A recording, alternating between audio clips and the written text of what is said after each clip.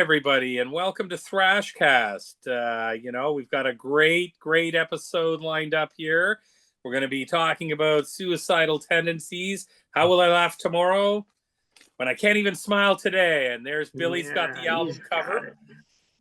Wicked. Great album to discuss on Thrashcast. Before we do that, a little bit of housekeeping, just quickly, where you can find us. Horror Metal Sounds on YouTube. KenG.2864. Check us out. We would really like, if you want to message us there, leave a comment. Definitely like and follow us for sure. We're getting new followers all the time, and we absolutely appreciate it. It's exciting, especially when we get messages, guys. So whatever you want, if you want an album discussed, or you have a different point of view, or you agree or don't agree, we want to hear it all. So definitely leave us some messages.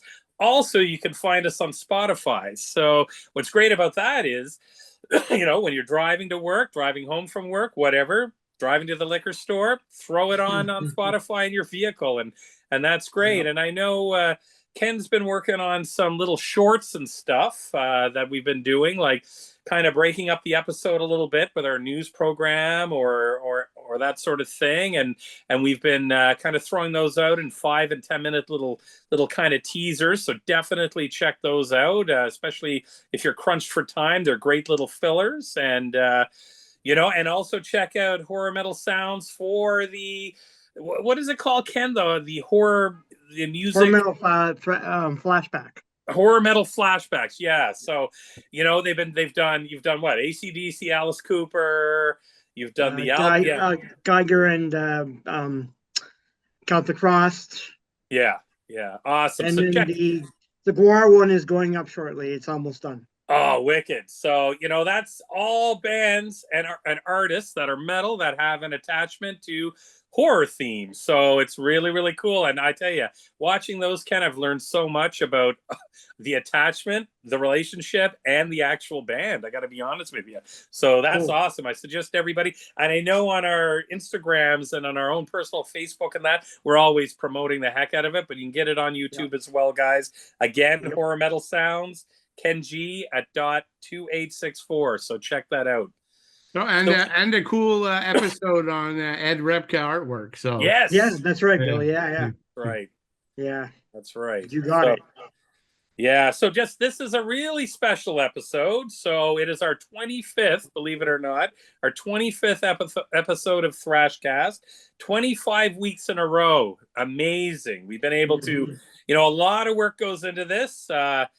Ken, Billy, myself, you want to bring up the, I'm going to hand it over to Ken, who can continue with the congratulations and the thank yous, and then Billy. So go ahead, guys.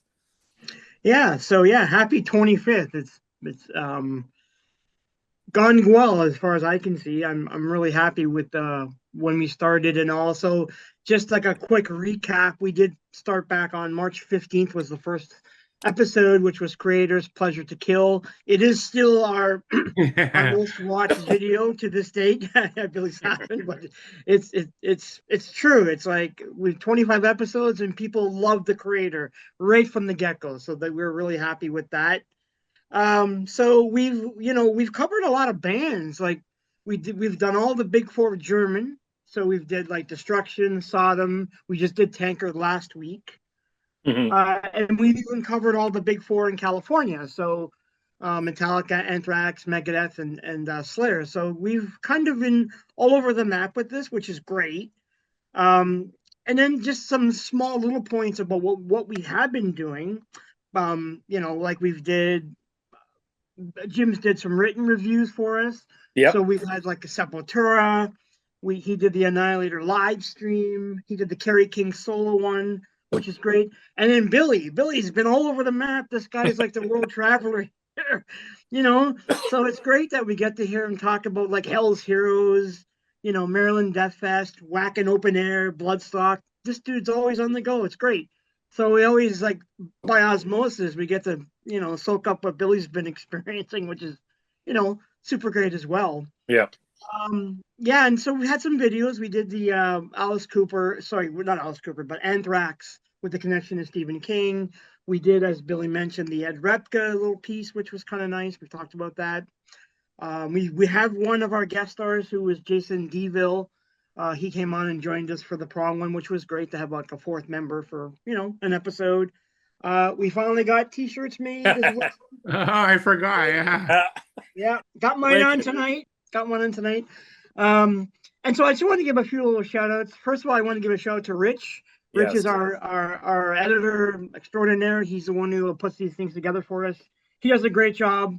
And he's like I guess maybe like the fifth Beatle.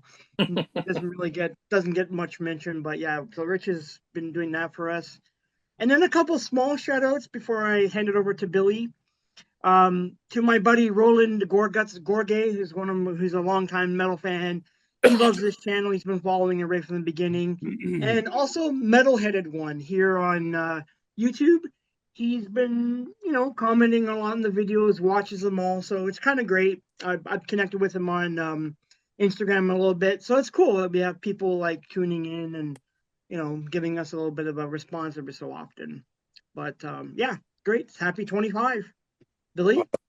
How about yourself? No, it's I know we were talking about this, and then I had to do the math, right? Like and do like 25 episodes, that's 4 episodes a week, and like holy crap, it's 6 months, right? Like it doesn't feel like that for me, right? Like time flies by. Like it feels like it's it may be like a month or two we've been doing this, which I think is a good thing, right? Like from my perspective, even when I was young, and certainly now in adulthood, I mean, I never really had friends who liked heavy metal. If anything, almost all my friends hate heavy metal. And so, for me, this was great, right? Getting a chance to do this podcast, and it was just a great outlet for me able to us to get together and talk metal. It's what we love, it's what we have in common, and for hopefully everyone who follows along each week is feels the same. It's something to get together, and it's a bit of a weekly event, so that's cool. And then kind of on a personal side of things, I mean, the three of us, we didn't know each other. Maybe what is that, like it maybe a year, a bit longer than a year. We were all writing for a Canadian-based website. I mean, Ken and I live in the same city. Poor Jim's kind of out on the more of the Eastern Canada side. But yeah, no, it's been great, right? We became friendly on that website, and Ken and I have met a couple times here in Toronto. Line up at Record Store Day. Went for had dinner. We went to a couple concerts, had a few beers. Jim, I was out east with the wife on vacation. We got together and had a blast one night. Spent our evening in breweries and bars. So that was cool. So yeah, like I like to think we've kind of become pretty good friends along the way. Yeah. Oh yeah. So not only is it cool to do the podcast, but I kind of view it as, I've gained like, 3 good friends in, 2 good friends in the process. So that's really cool. No. And then I guess, you said it, Ken, I've said I enjoy doing this. So knock on wood, we'll be doing this for, who knows, maybe years to come, right? Hopefully. We just get bigger and better at it, so that's cool. And then I know Ken already called out Rich. I mean, Ken works closely with Rich. I mean, Jim and I don't really get to see him or know him, but I think so he kudos and thanks to him, and also thanks to you, Ken, as well. I mean, Jim and I pretty much dial in.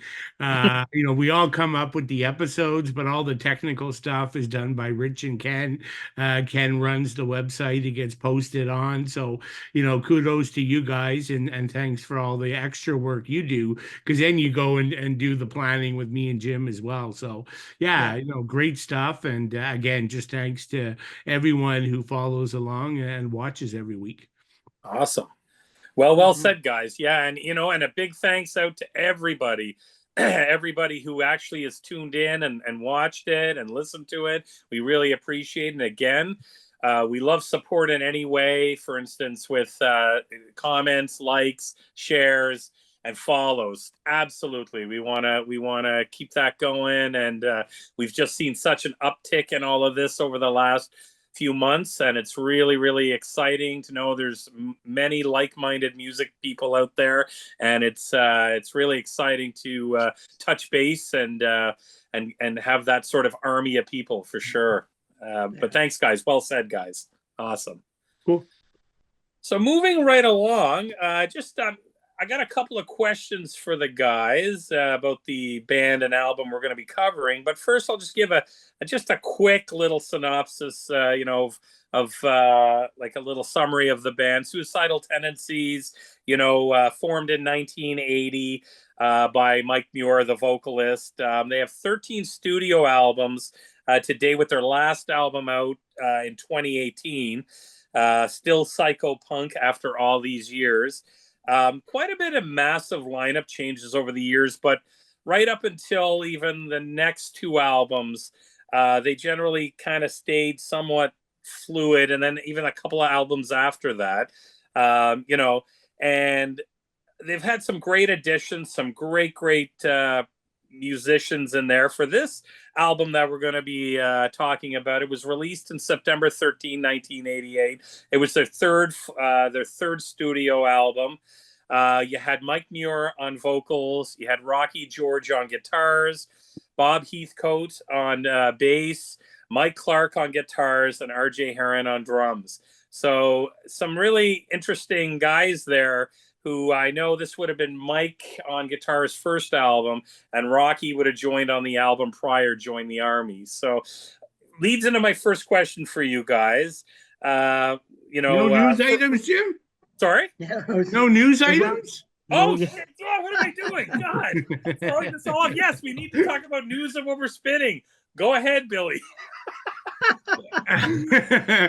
Yeah, that'll make the blooper reel. I'm just really excited about my news item, so I go ahead. Yeah, go for it, Billy. I'd skip it, but so one of my favorite bands, Swiss from Switzerland, technical thrash band Coroner, finally, they've been talking about a new album from way before the pandemic. They keep popping up for years now, like doing odd shows, and so they've stayed together. So it sort of supported the thought that we'd have a new album. And so finally the band posted to their Facebook site that they've already recorded 8 tracks that are all done. Sweet. I think that's really cool. I mean, they're not giving us too much about what it sounds like. He kind of said, it sounds, they said it sounds like Coroner, but a little more mature. They said there's lots of technical parts in it, as you would expect, but at the same time, it's more song oriented. It's not just about all the technicality. So, and he threw in like there's some weird stuff as well. So, not only did they announce that, but they actually posted on their Facebook site. You can get to an interview. So the band actually did an interview and talked about the album and their career, and so I think that's kind of interesting for folks to check out if you're a Coroner fan. And just really fast, wood spinning. I'm not going to talk about it because we did a whole podcast on it, but this finally arrived for me. Nice. Awesome. I've been waiting for it to come. It was a special order. I mean, I'm enjoying the album. The artwork's pretty cool, of course. We talked about that, kind of the back. But one thing I thought that was pretty cool was the center label. Yeah. So you put it on your record player, you're kind of watching the mascot. So that kind of stood out as being pretty cool. But yeah, that's it. That's all I had. Cool.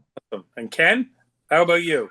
Well, a couple items. This Billy suggested this earlier, so I wasn't aware of it, but so I went back and looked it up, and that Overkill finally revealed a new drummer, Jeremy Kling from Venom Inc., who's replacing Jason Bittner. The good thing about this is that Jason's leaving is a good sign, because it looks like he's gone back to the Shadows Fall camp, and they are in the process of doing a couple of reunion shows, and from what I'm understanding, a new album finally. So I'm very happy to hear about that one. That one kind of works for me.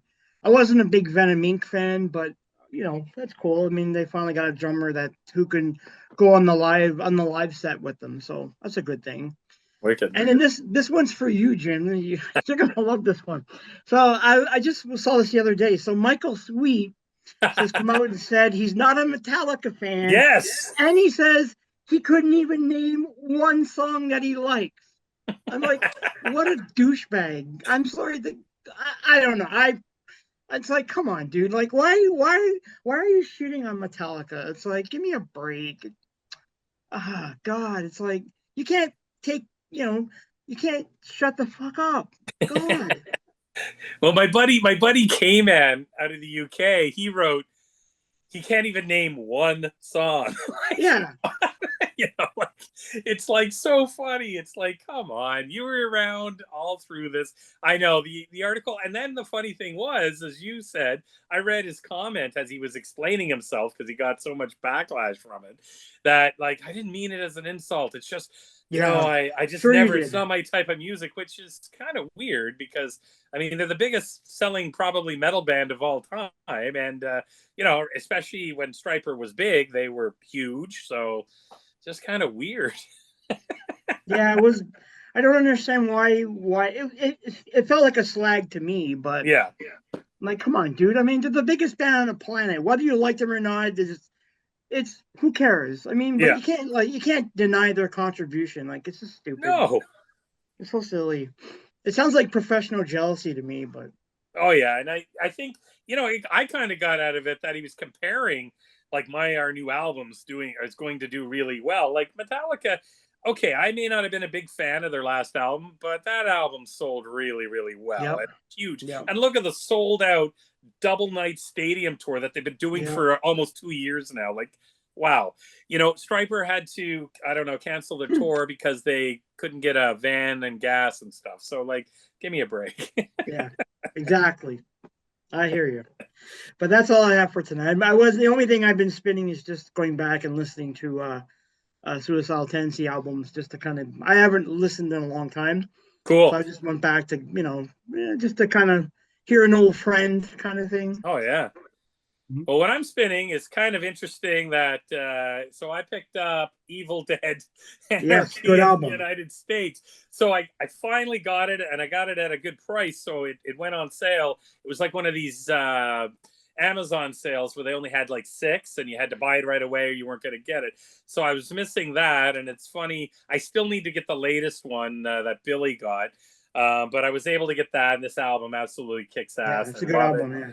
That's what I love about this podcast, because we go over so many albums and you do so much kind of work to look at the whole catalog that you realize, oh wow, I've been missing this. I might have been missing the whole band, or I'm missing this album, and you get back into it. Usually I'll stream, but I always buy. So it's pretty interesting that you're able to do that. And I hope a lot of the people listening definitely, especially new fans, at least stream it and then get out, maybe pick up some copies. But I also, I got Nile this week as well. Yeah, I got that on the weekend as well. Yeah. Death metal, but still their brand new release, and it absolutely is brutal. It's really awesome. Good, yeah. Great. I mean, I love thrash is probably my number one metal genre, closely followed by death metal. So, and I also picked up the third last Ingested album here as well, which the Surreption 2, which I'm loving. This British death metal band is phenomenal, and their latest album that was out this year, I can't even remember the name of it, is just phenomenal. I mean, I've been playing this nonstop, and that cover is really nice. Yeah. Oh, the cover's wicked. And the only news I have was interesting. I think it was on Blabbermouth, they were talking about Steve Harris from Iron Maiden, commenting that there is no new Iron Maiden stuff in the works right now, and they haven't done anything, which maybe I can understand, because, Bruce has been doing his solo album, which has been highly successful. And I know they're getting ready for the part of their tour there where I think they're heading to actually they're heading to Canada in the fall, as well as some US states, and I know they're heading down to Australia and that, so they're getting ready for a big leg of their tour. But why would you announce that? Like, why would that be announced? I mean, it was 2020 when Senjutsu came out, so they're definitely due for an album. So it kind of makes me wonder if there's maybe a hidden message in there that they are working on stuff and maybe they've got something ready soon. I've read that same article. He did add at the end, he goes, "Now that doesn't mean there won't be." You're right. So I'm assuming it's like, okay, so you're saying you're not having it, but there might be. So it's like, it's maybe a bit of misdirection. I don't know. It was you're right. It was a weird article. Yeah, because I don't understand why you would do an article. I mean, it's great. Iron Maiden's in the news no matter what, because they're getting, I mean, you got Bruce doing his solo stuff, and it's just, I don't know if his tour's finished now, but I think it might be still going on in the UK and in Europe. And then I know, and then Maiden's getting set. I think they're in Montreal and Toronto I think that's this November or October. Yeah, it's November, I think. Yeah. So that's pretty.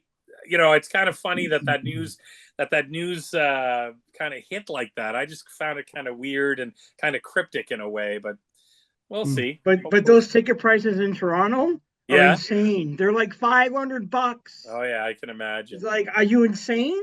Yeah. No thanks. I'll pass. Well, this might be controversial, but based on the last two Maiden albums, I'm not losing any sleep if it takes them another couple years, right? I'm still sleeping from listening to those two overbloated albums, but I obviously have some good songs, but too many 10-minute songs. They could have been cut down. So yeah, I don't know. Like, I'm not losing any sleep over it. Cool. Fair enough. Do we have got anything else, guys? Anything else? No. Just a quick call out there. I went to a Green Jello concert on Friday night here in Halifax. We don't get a lot of acts. I got a hat. Had a terrific time. Just a shout out to the band and to the promoter that did it. Put on a great show. It was in a brewery. Anybody who gets a chance to check out Green Jelly or Green Jello, depending on what they're going with, definitely a fun show. Worth the money. Go check it out. You'll have a fantastic time. And it's all about, the main singer, the main leader of the band, Bill Manspeaker. He kind of totes himself as the punk rock puppet master. So that gives you an idea that it's a really interactive show, and you'll just have a great time. Everybody gets a chance to go. They should definitely support it. It was really, really cool. So just a quick call out. So with that, I'll head back to my questions. Almost skip. Thank you, Billy. I'm like just going into it like that. So just a couple of questions. First question is, what do you guys were you guys into, or do you guys like Mike Muir's kind of side project, The Infectious Grooves? What do you guys think of it, Ken? I'm not a fan. No? It's all right, but I could name 4 other bands that I would rather listen to. I mean, I'd rather listen to Mr. Bungle, Mr. Bungle or like Living Color. I even don't mind Fishbone or Bad Brains. Like, I think those 4 bands are better than Infectious Grooves, in my opinion. But I mean, I guess it's Mike's humorous side. I mean, he balances like the crazy kind of angsty sort of teen angst kind of thing with the humor. It's all right. I've heard a few of the songs, but I can't say I own an album, to be honest.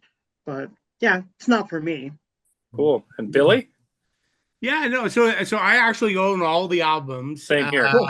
And so I'm kind of on 2 camps on this. Musically, I love the band. Yeah. Like, if you think back to all the previous podcasts, I'm always excited at the funk parts that throw in there, right? And like I've mentioned, I love like jazz fusion of the 70s, and which is like funk heavy, and Rob, the bass player Trujillo, who's that's his favorite type of music as well. It's actually where he started playing like funk and jazz fusion. So yeah, like musically, I absolutely love it. I can listen to it, but the problem is, I guess Mike's vocals can be pretty hard to absorb sometimes. Right, he's all over the place. Some things is comical, something turns into a rap. He's got some weird tones in his voice, so I struggle a little bit about that. But at the end of the day, musically, I like it so much that I could overlook the vocals. And for me, probably and it's just unique music, but I actually like my favorite is the album, the Sersipius Arc. Arc, yeah. Which Mm. is cool. And like there's some songs like, like on that album there's something called The Freaks Are Here to Party. And that's very much like Suicidal, right? Like Yeah. it's not it sort of fits right in. So some of the stuff more than other is a natural progression for a Suicidal fan. But otherwise, yeah, I struggle with the vocals, but love the music. Yeah, I'd have to agree with that as well. I mean, I've got all their albums as well. I think the first album was like they had a lot of kind of fade ins and outs with that Supia Sar character, who is kind of their reptile. I think he's the Mascot. manager or Mike Muir's Yeah, or alter something. ego. Yeah, Yeah, yeah. yeah. So it's kind of neat. I mean, I remember buying the first one. I think it's the plague that makes your body move. It's the infectious grooves. And Yeah. I remember going like, man, this is not suicidal. And at the time, being a lot younger, I couldn't make the I was just like, it's funny, it's good. I think Ozzy had a song. I did a thing on it with Yeah, therapy. you did. Yeah. Yeah, it was kind of cool. But yeah, I could like both camps as well. I definitely agree with that. But what's your guys' thoughts on like, you got the first two albums, which were kind of probably, in my opinion, a little bit more hitting the more crossover zone, and then you had the addition of Rocky George. I guess this is a two-part question. Do you guys feel like, what are you guys' thoughts on Rocky George? Do you think he's massively underrated? I mean, he's no longer in the band. I believe he's back with Fishbone. Yeah. Yeah. And what do you think about him and Mike Clark, who play off together for so many albums, so many of the more popular albums?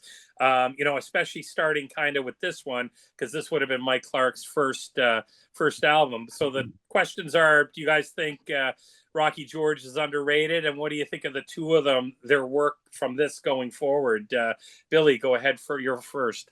Yeah, no, I'm a big fan, right? Like of Rocky, so tackle that first. Also, just kudo, like it was cool to have a band with some diversity, right? Like Yeah. that was cool to see back in the day in the '80s. So I thought that was good. And I think he's a great guitar player. He's very versatile. I mean, he could shred, he can do the funk stuff, which is mandatory. Suicidal jumps in there a fair amount. The groove stuff.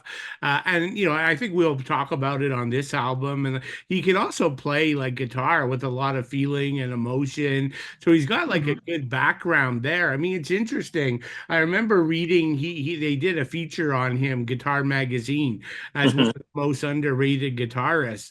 And it was interesting to read it, right? Like he had only been playing guitar when he joined Suicidal for like 3.5 years.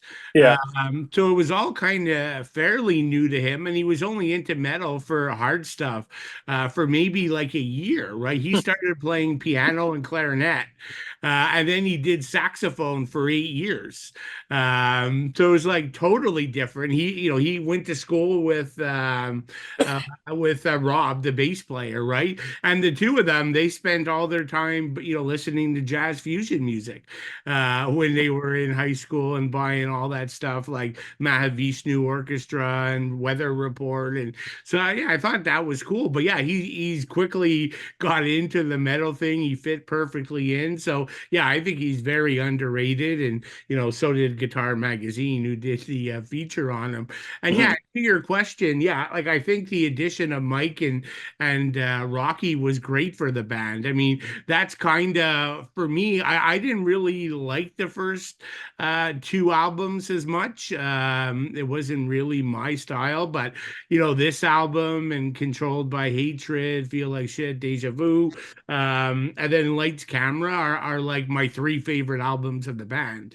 And so those two guys together are there, so that says something.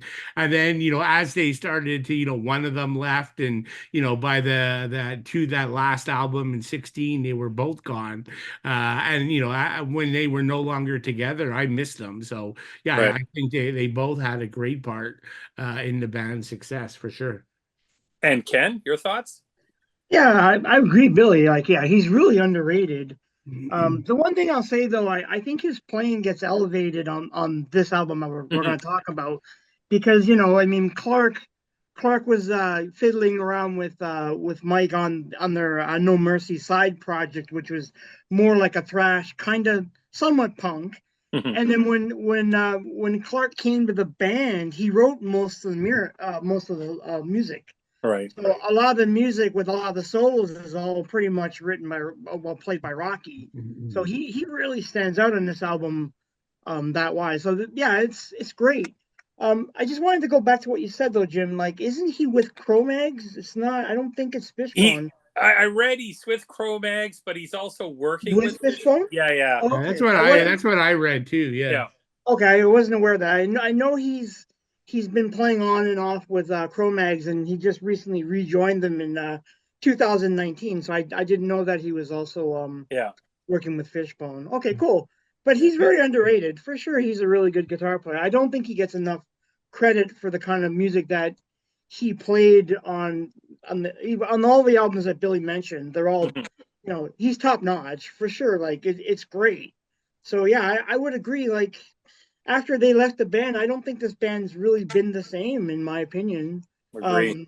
I've actually dropped off from this band, to be honest with you. I think after like Freedom is so stupid. I don't even like that album.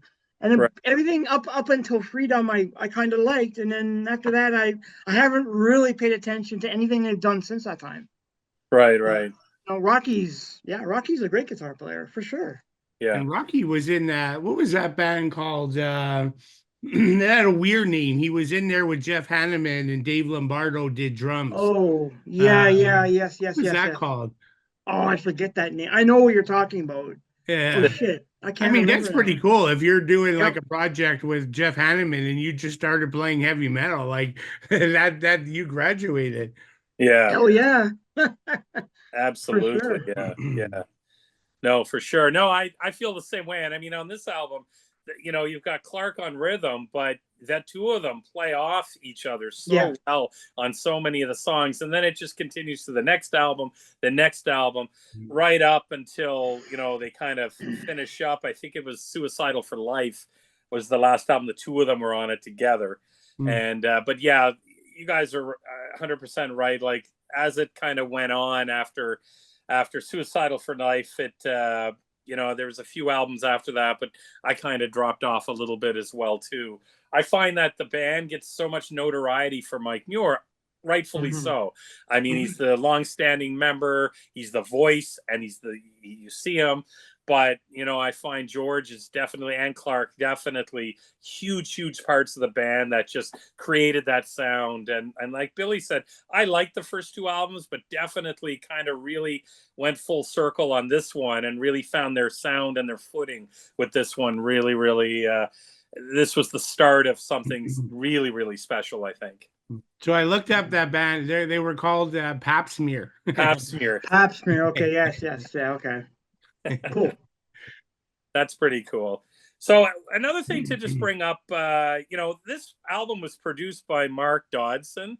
So, you know, he's got some great stuff under his belt as either an engineer or a producer. So he's done a lot of albums, just a couple.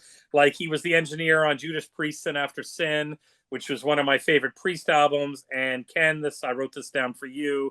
He was the producer for State of Euphoria for Anthrax. That's right. So yeah, so some really a great pedigree of a producer there, and it seemed like they definitely kind of hit the jackpot. And I think they captured the sound they wanted to capture with this, because this album today, you know, it sounds great today, even on my old original, my first pressing CD that I have. So, you know, I really, really enjoy it and really, really like it, and it still kicks ass. There's no, you know, it's just it's that good. You guys agree with the production on this?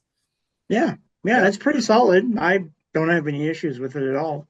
Yeah, Cool. no, nothing on my end. Like, I mean, I prefer the production on lights camera, but that's just Yeah. a man being Yeah, more same here. concerned. Yeah, But same yeah, here. but yeah, I have no issues with it.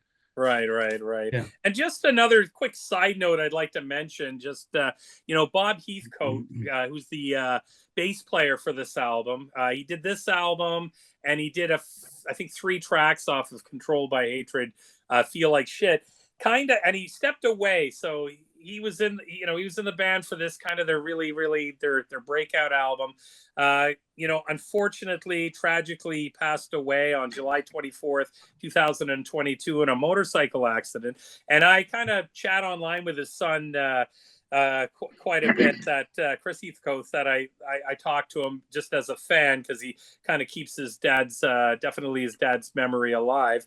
You know, he stepped away from the band for his family. He had a young family at the time, and kind of stepped away from the band, and then opened the door for, obviously, Rob Torillo is going to come in, and everybody knows who he is now, of, you know, not only Suicidal fame, but definitely Bam, Metallica. So, you know, it kind of did that. But an interesting story that I read online, you know, when he was I guess Mike Muir was looking for a new bass player at the end of Join the Army. So, you know, there was he replaced, if I can get his name right, Luigi Mayorga. And I guess he had heard that he was the bass player was hearing that they were interviewing bass players and checking them out, you know.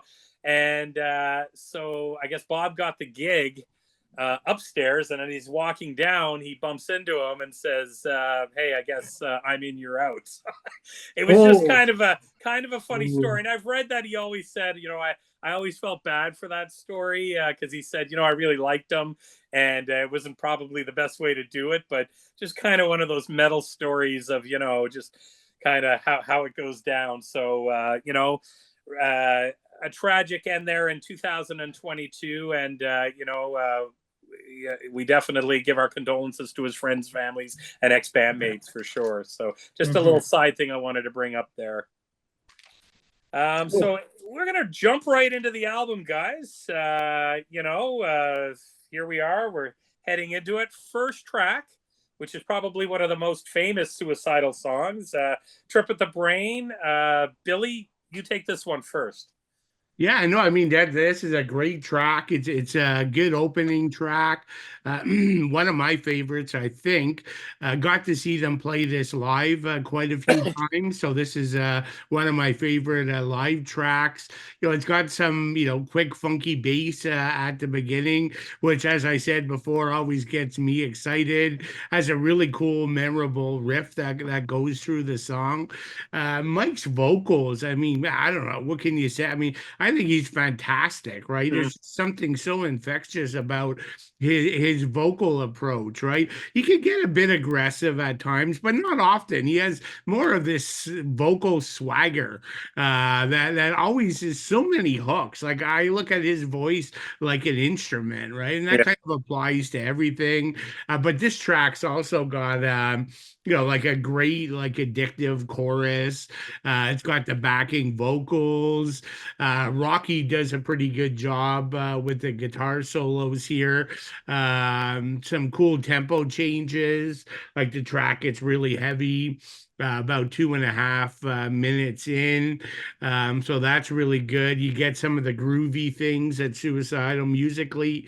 There's some good groove that comes into the track. The pace is changing throughout. So yeah, really good. Then Mike kind of finishes in more of a manic vocal delivery towards the end. So that's really good. Yeah, I just think it's a perfect Suicidal track. One of their best, actually. So yeah, I'm a big fan.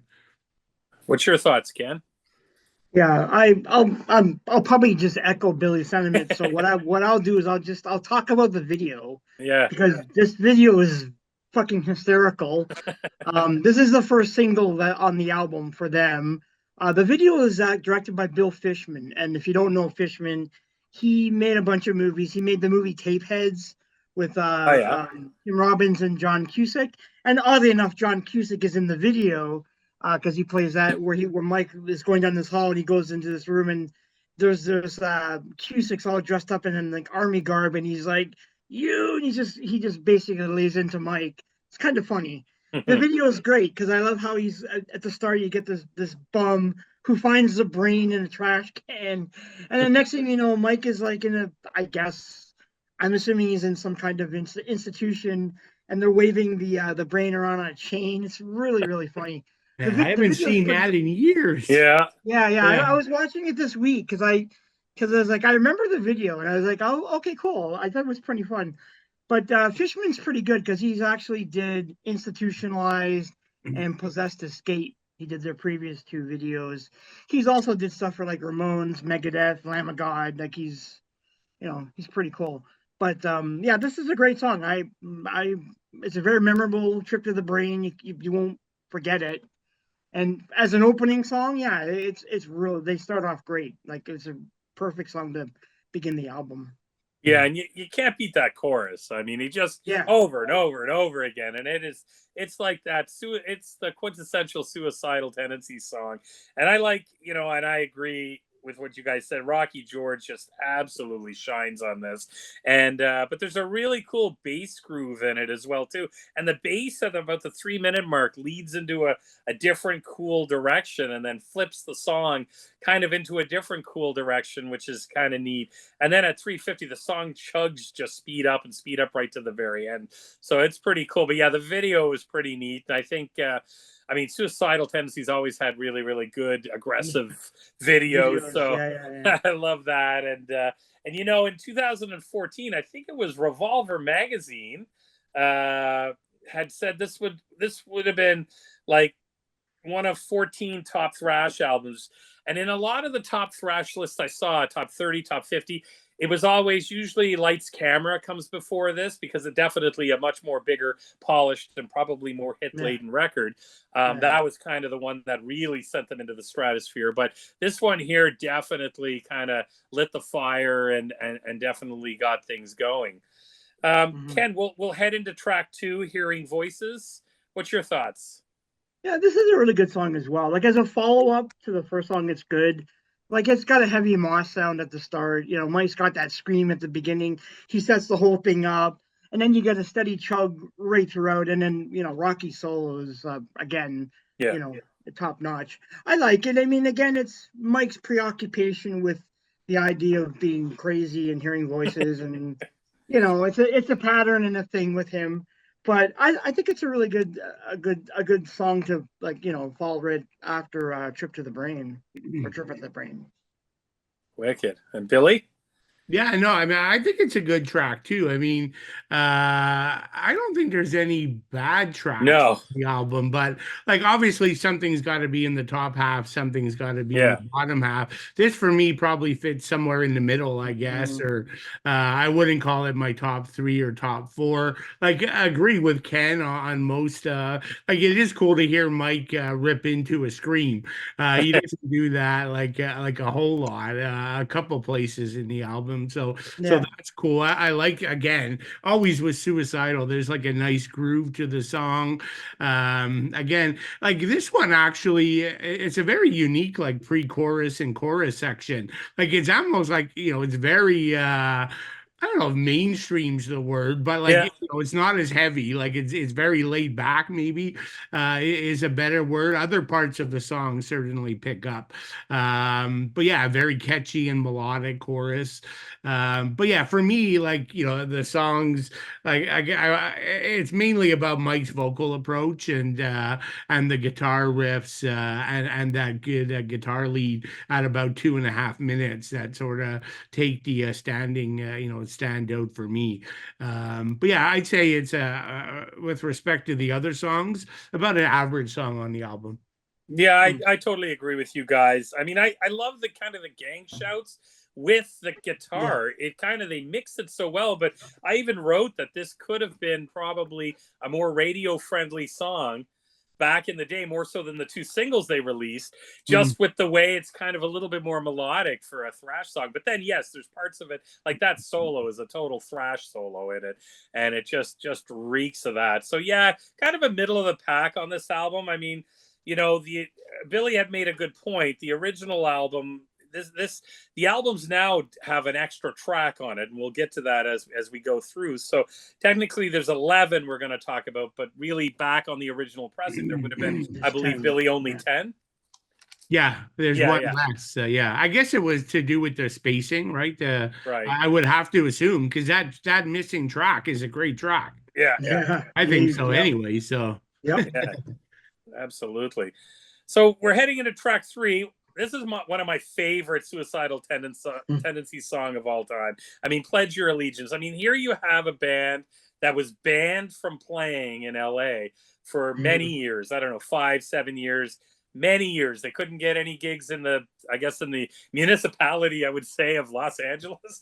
And because they were considered such a heavy, kind of violent, their shows were just, it was crazy. I mean, they had that one show where they tried to do it out front of, I think, Tower Records. They ended up getting shut down, and they had that notoriety. And I think that, besides the sound of the first time I heard them, I heard that there was this band that was banned from LA. And I thought, oh man, whatever's banned from LA, I gotta listen to. And this didn't let down. And I love the fact, and a lot of the Suicidal albums and a lot of the songs like Pledge Your Allegiance, they're almost trying to get a gang together, trying to incite kind of a pack, you know, that pack mentality. And I think this is it. This is one of the best ones. I mean, that ST chorus, you know, ST, it's absolutely fantastic. You know, and that bass at 140 where it just goes into it. I love that. And the song goes into a slower groove and then just cranks into that ST chant, and it's just amazing. And at the end of it, it's the Suicidal, and then it kind of fades out. Oh, this is just one of my favorite songs on the album. I mean, I've got, I don't know, the next 4 or 5 songs, I've got ones next to them. So, but anyways, it's just a phenomenal song. Ken, what's your thoughts? Yeah, you pretty much said it all. Like it's you know, it's catchy. It's like catchy. It's got a groove and it's got a chug. Yeah, it's got all the, I guess, the key ingredients to make it a really good song. But you pretty much said it all. You know, the gang shows, the ST. It's basically like an anthem. It's their kind of, it's their anthem, I guess, to, you know, for them to kind of like hit their chest, like, we're here, we're proud. It's cool. It's a good song. I like it. I mean, it's, you know, it's great all the way through it. Billy. Yeah, no, I view it as the suicidal anthem, right? Like it's I actually like it a lot. Like it's probably my top 3. I don't know why. Like it just, again, it's I don't even know how to describe this. Like it's Mike's vocal delivery. Yeah. Like I love his vocal delivery. Like the whole song, and in this one in particular, the backing vocals too. But like the whole thing's a bloody earworm. This song, right? Like that chorus is so damn addictive. Like it stays in my head for like a week after playing it. Yeah, I think it's great. And you know, again, it's kind of interesting. One memory I have of seeing the band was actually in LA. I got to see Suicidal. Wow. And so it was very interesting. It was actually, or I guess it was just outside of LA, because it was San Bernardino where I got to see them, and it was this big open space. There were like mountains around me, and it was really cool. But to see the band, right, like I you know, this song playing, and like they have a huge Latino fan base, and all wear the blue like headband like Mike does. Yeah. and like and there were other bands playing there that day, but I'd say, there was probably like 20,000 people there. Maybe it was a big show. Iron Maiden was there also. It was a really unique set, but like the mosh pit was so intense, like during this song, and just seeing this group of people that all look similar to Mike and with the blue headband, like, yeah, that was pretty cool. But yeah, so I'm getting I'm getting on a tangent here, but yeah, I love the song. It's great, and yeah, I love the way it ends too. Right, like Yeah, the even fade out. before they do the suicidal, there's the chant, pledge your Yeah. allegiance. Pledge, like that's just a great way to end the song. But while they're doing those two chants, like Rocky's doing this great melodic guitar work in the background. Mhm. So yeah, I really appreciate that track. So how many times have you seen them, Billy? I've seen them like probably 8 or 9 times. Wow. Cool. Got to see them in Philly was probably the last time. That would have maybe been like 3 years ago. I got to see them open for Megadeth in New Jersey. Cool. That I told you guys about that one. That was where the band came out, set up a table, and did a free meet and greet. Yeah, that's Right cool. in the middle of the venue, right? Like, and you got Dave Lombardo just sitting there doing free pictures. Like, you don't see that. He doesn't do that with Slayer. So yeah, love the band live. Like Mike's intensity, like he's a madman on stage. Like he covers every inch of the stage nonstop from beginning to end. It's a great experience. And Ken, have you ever seen them live? No, I have No. not actually. Me- So I wouldn't mind, but just Yeah. never had the opportunity to see them live. Yeah. No. Geez, no, that's cool. I mean, the video footage of like even their most recent shows are just he is jumping off stacks, and Oh yeah. he must be up in 60s now, or like, Hmm. wow, he's just going for it. I think that's so cool. So cool. Yeah. Wicked. So that leads us into the title track, track number 4. Billy, How Will I Laugh Tomorrow? I mean, this was a huge hit. What do you think of it? Yeah, no, it's probably their most epic song. Like, obviously I mean, I wouldn't call it a ballad, but there's certainly like slow parts to it. But like the first couple minutes, like I think the first 2.5 minutes is very slow, emotional. The tension's building, so I think that's really cool.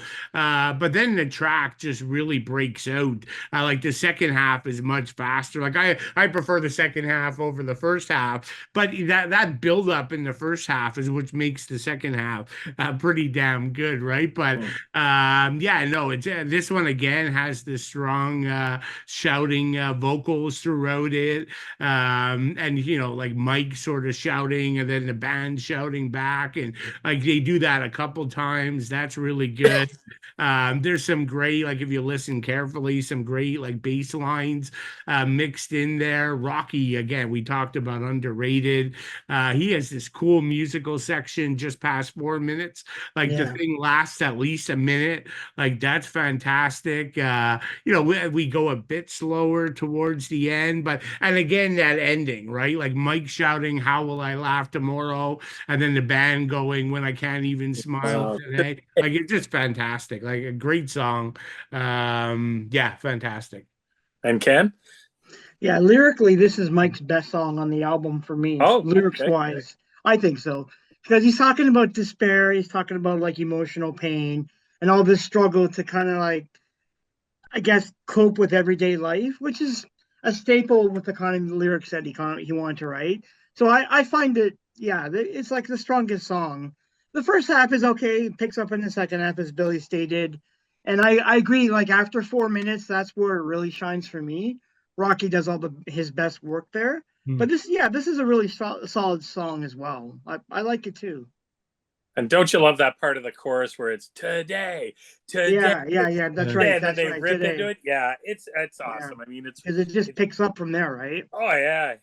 No, this is a great one, and I can imagine at their shows they always play it. So I mean, it's would be definitely a great crowd pleaser for sure.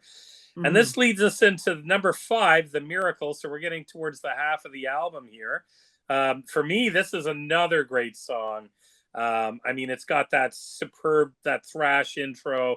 I like the high vocals, and I think that's one of the reasons why I'm attracted to Suicidal. I mean, we have talked about vocalists. We've done like our top 10 thrash vocalists in the past on one of our shows, and you know, Mike has that.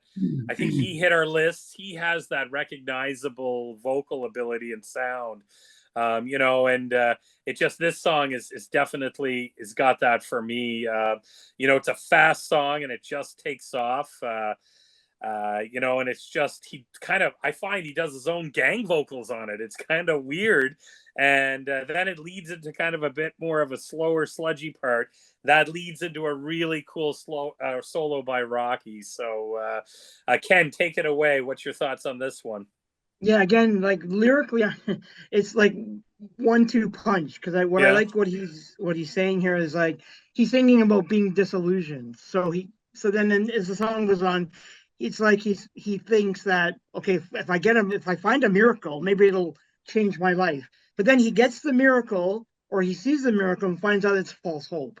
So it's so pessimistic. It's it's rated almost the middle of the album, and it's such a pessimistic song in my mind.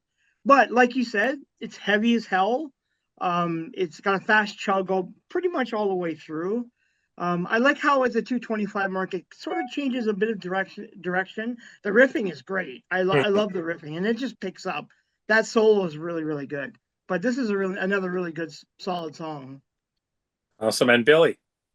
Yeah, I'm gonna feel like an outlier here on this one. This one's actually my least favorite, and I don't know, it just never clicked with me. To like, you know, that whole first like 1.5 minutes, like I don't like that, right? Like I don't even like. It's one of the few times I don't like Mike singing here. Really? And again, who knows why it just doesn't click with me? Like, and then you know, you guys have said it, right? There's different paces. You know, it slows down kind of at the 2.5 minute mark, gets sludgy. Like to me, it feels like there's three different ideas going on here that True. they tried to put together in one song, and who knows why? Like, it just didn't. It doesn't click with me. But you know what Ken said about the riffs and Rocky's lead there. That's the best part of the song. I got no Yeah. issues with that. And some of the chugging guitar is cool. But for me, it's the only song on the album that doesn't come together for me. Don't know why, but Hey, uh, cool. yeah. Yeah. Well, on that, you know, Billy, since you kind of brought this up a few days ago when we were discussing the album, the three of us, why don't you lead into the number 6 song, which I guess is the number 6 song on the newer stuff, but was the bonus track, I believe, on the newer stuff, but not there on the original pressing. Suicidal. Go ahead, Billy. Yeah, and it's interesting, right? Because you know the vinyl Yeah. here, like mine is probably like it's not an original copy. Like mine's probably this might be like 6 years old, so it's a repress, but it still doesn't have that song. Like Really? you look at I don't know if you guys can see that here, side one. I Yeah. think Yeah. you just can't fit all that music on a vinyl, right? Like it ends with the miracle, and then side two jumps into surf and slam. Yeah. So yeah, I think it just doesn't fit, right? Like we know the CD can hold like another like up to 70 some minutes, and you can't put Yeah. that on a vinyl. But yeah, so I'm off topic again. No. Yeah, I like this song. Like this is what Yeah. Suicidal does best. Like it has like a great infectious groove to the track. It has a little bit of funk. It's got crunching guitars, some great lead work, and it's a shame that it's not on. Like you know, for me, I would have switched up. I like this song better than the previous song, "The Miracle." I would have rather that, right? There's like some great funky bass lines. Yeah. There's multiple tempo changes, but you know, to my ears, they all work well. Again, another anthem like chorus. The backing vocals are great, and Mike's using his whole like all his bag of vocal tricks on this one. Like he's done a lot of different stuff. Vocally, he's all over the place, but it all works. And then, like as the track comes to an end, like Rocky just shines, right? There's some Mm. great solo work that comes in. So yeah, I really like it. It's in the top half for me. and it's a shame that it's missing on like so many people's copies. Right. I wasn't even aware of that till you brought it up, because on my Yeah, I CD wasn't copy, either. yeah, on my Yeah, CD copy, I'm like, no, it's here. And then I was like checking out the vinyls, and I was like, yay, wow, you're that's right. crazy. Yeah. Ken, what's your thoughts on it? Yeah, this is a really good song. Like it's a Yeah. high energy song. Like it blends like it's one of those songs that they're able to blend punk and metal or punk and thrash, I should say. And again, I lyrically I like to focus on his lyrics because I find them they're kind of they can be tongue in cheek and then he can be really serious. Mm-hmm. So like this is kind of more of an abstract interpretation of like going insane and then finding liberation in madness. So I kind of like it for that reason. But what in terms of what Billy was saying though is like it's just the mantic speed and the locomotive chug Yeah. that really makes it a really good song. It's just yeah, it's too bad it's not on the vinyl, but yeah, I think obviously it's a bit more of a picker upper from the Miracle for Yeah. sure. Yeah. But yeah, this is a pretty solid song. You won't go wrong with it. I'm sure in a mosh pit, the song Mm-hmm. would be people would love this song in a mosh pit. Absolutely. And, I agree with what you said, Billy. This would be Bob on bass, is probably a really shines on this one with that funky groove. Yeah. It's a fast song. I really like it. And, I couldn't believe it was left off. I was kind of shocked, but because, yeah, I mean, as much as I do like The Miracle, this would have probably fit in a little bit probably better. Like you guys say, I like every track on this album, but, there obviously has to be a 1 to through 11. So, but this is one of the top ones, absolutely. And that leads us into number 7, Surf and Slam, which, I like this song. What I like about it, it's kind of an instrumental with Surf and Slam. It's got kind of a if the Beach Boys put out maybe a thrash kind of groove, the gang vocals in it that are just there for it's kind of cool. It's got that surf and safari slam. I like it, but it's definitely it's kind of cool. I don't think for being such a short song, it's kind of neat. I mean, these guys are from California. There's always a lot of push on the whole beach end of things there, and that sort of thing. So I thought it was pretty good. Ken, what did you think? Yeah, it's great. Like, it's another high energy kind of track. So it basically, it's their interpretation of surfing and skateboarding, which is obviously the two loves for this band. And being in California, it makes the most sense. Yeah. But yeah, this is great. I love the interpretation. It kind of reminds me a little bit of Joe Satriani's "Surfing with the Yeah. Alien," because that song has that. It just you hear that and the motion, and it's with this song too. Like I interpret the idea of motion through sound on the guitars, and it's great. I mean, it's obviously Rocky gets the shine here. He wrote, I think, the majority of the solo part, so it's fantastic. Can't go wrong with it for such a short song. Yeah, exactly. And we're always saying, like, when there's a short song, sometimes we do have problems with it, especially from a thrash album. But I think it fits in perfect. Billy, what's your thoughts? Yeah, no, I mean it is mostly an instrumental, right? Like Yeah. other than chanting surf, surf, slam, Surf slam. slam. But yeah, and Ken, you're right. Like it's literally the only writing credit Rocky has on the Yeah. album. So and so Jim, check this note I wrote. It reminds me of 1950s Beach Boys on steroids. Yeah. Yeah, that's a good So yeah, you and I interpretation. are sort of on the same thing. Like it makes me feel like I'm at the beach, right? Yeah. Like it's so yeah. So I guess it did it, but yeah, some great memorable riffs, and it's all about Rocky, right? I mean, he's got the writing credit. His lead work is very good. Yeah. So I mean, it's only like what is it? Yeah, it's well almost 3 minutes, but. Yeah. Yeah, it's great. Like it's a nice breakup of everything else on the album. So yeah, I like it. Okay. And Billy, we'll lead you off with "If I Don't Wake Up." The next song here. Take it away. Yeah, so this is another one of my favorites. I like this one a lot. A great track. Again, it kind of sits in that suicidal sweet spot for me. Kind of opens with what feels like some spoken word. It's a bit dramatic. The opening, Mike, he's really, the vocals are very emotional yet powerful. But again, still very hooky, right? That's Mike. Some great riff at like just past a minute, 3:11. It brings in the faster, like thrashier pace. So that's great. Drumming on this one stands out for me. We haven't talked about drum. I don't think any of us have brought it up so far, but I think this is a great drumming track. There's some good, interesting bass stuff going on here. But yeah, and this is again, the guitar combo of Rocky and Mike does a great job here. Mhm.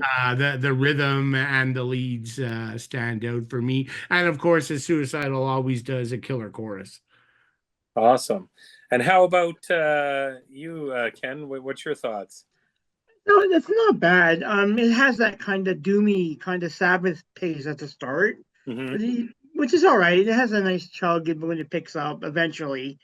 Again, Mike goes back to his typical kind of trope with lyrics when it comes to like, he's in a cycle of despair and he can't get out of it. So if I don't wake up, kind of thing, it's kind of pessimistic a little bit.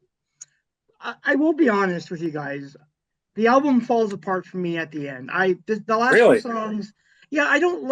I'm not a fan of. I find them more on the mediocre side.